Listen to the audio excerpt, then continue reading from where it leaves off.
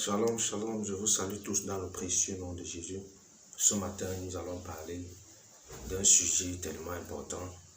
Et pour cela, nous allons utiliser un verset biblique que chacun de nous connaît très bien et que parfois on le récite par cœur.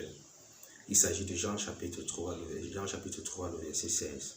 Nous connaissons tous ce verset dont la Bible dit « Dieu a tant aimé le monde qu'il a donné son Fils, afin que quiconque croit en lui ne périsse point, mais qu'il ait la vie éternelle. » Dieu a tant aimé le monde. Dieu nous a tant aimé qu'il a donné son Fils unique, afin que quiconque croit en lui ne périsse point, mais qu'il ait la vie éternelle. J'aimerais d'abord que nous comprenions que le Nouveau Testament a été écrit en grec avant d'être traduit en différentes langues, parmi lesquelles le français. Et le verbe périr ici, sa signification en grec vient du mot perdre, la damnation, les temps ardents de feu et de souffle, la misère éternelle en enfer. Donc c'est-à-dire quoi? Dieu a tant aimé le monde qu'il a donné son Fils, afin que quiconque croit en lui ne parte pas en enfer, ne soit pas damné, ne parte pas à la perdition éternelle. Là, c'est l'amour que Dieu nous a manifesté en envoyant son Fils unique pour nous. Donc Jésus-Christ est la manifestation de l'amour de Dieu pour nous. Jésus-Christ est là pour manifester l'amour que le Père a porté à notre égard. Est-ce qu'on se comprend ce matin, bien-aimé? L'amour du Père, l'amour de Dieu manifesté pour nous, c'est Jésus-Christ.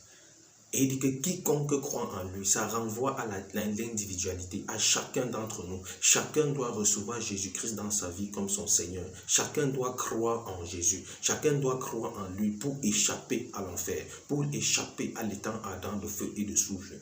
Toi qui m'écoutes en ce moment, la question que je vais te poser, c'est que est-ce que tu as déjà Jésus-Christ dans ta vie? Est-ce que tu l'as déjà reçu dans ta vie? D'aucuns me diront, non, vraiment, comme tu vois, la foi, c'est dans le cœur. C'est vrai, la foi, on croit dans le cœur. Mais il y a quelque chose à faire. Quand tu regardes, quand tu sondes les Écritures, tu vas te rendre compte dans Romains chapitre 10, le verset 9 à 10, la Bible dit que c'est quand si tu crois dans ton cœur, si tu confesses de ta bouche le Seigneur Jésus, et si tu crois dans ton cœur que Dieu l'a ressuscité des morts, tu seras sauvé. Là, on se rend compte qu'il y a déjà quelque chose à faire. On ne croit pas seulement et on reste tranquille. Parce que le verset continue en disant que c'est en croyant du cœur qu'on parvient à la justice et c'est en confessant de la bouche qu'on parvient au salut. Donc, il ne faut pas seulement croire, mais il faut confesser. Mais quelqu'un va vous poser la question, mais croire en quoi? Confesser quoi? La Bible dit que si tu confesses de ta bouche le Seigneur Jésus et si tu crois dans ton cœur que Dieu l'a ressuscité des morts, tu seras